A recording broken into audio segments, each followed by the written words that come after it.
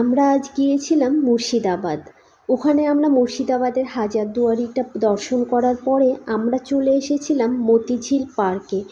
মতিঝিল পার্কটা যে এত সুন্দর আগে ভাবতেই পারিনি। প্রথমে আমরা গিয়েই না একদম সামনেটাতে বসেছিলাম, তো ভাবলাম যে আসার আগে দেখছি টয় ট্রেন রয়েছে, তাহলে ট্রেনে উঠি।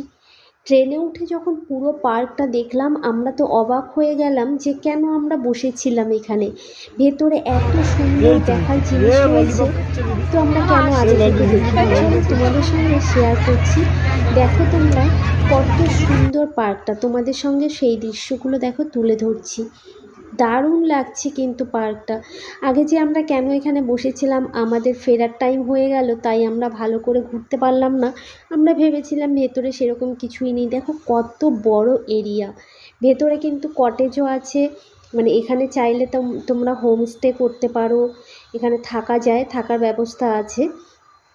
আর এখানে আছে গোলাপের বাগান, এত বড় গোলাপের বাগান আমি তো আগে কখনোই দেখিনি।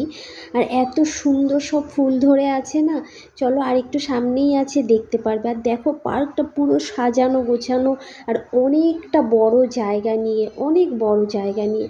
আর এত সুন্দর পরিবেশ এখানে, বিকেলবেলা বা এমনি হাঁটলে না পার্কের মধ্যে, এমনি হেঁটে হেঁটে ঘুরে বেড়ালেও খুব ভালো লাগবে, মনটা একদম ভালো হয়ে যাবে।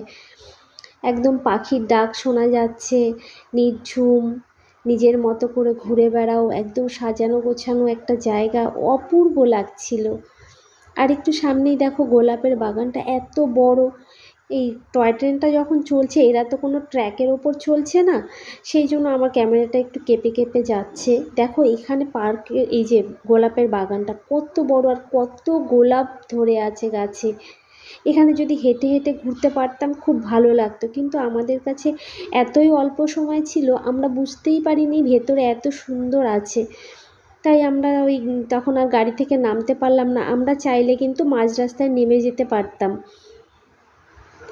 তো আমরা আগে থেকে বুঝতে পারিনি, তাই আমাদের ফেরারও সময় হয়ে যাচ্ছিল। দেখো কত সুন্দর পার্কটা, আবার কখনো যদি সময় হয় অবশ্যই যাব।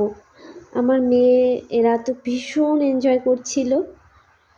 এখানে কিন্তু ওখানে পুকুর আছে, সেখানে নানান রকম পাখিও আছে দেখা গেল। খুব সুন্দর পার্কটা, ভীষণ সুন্দর।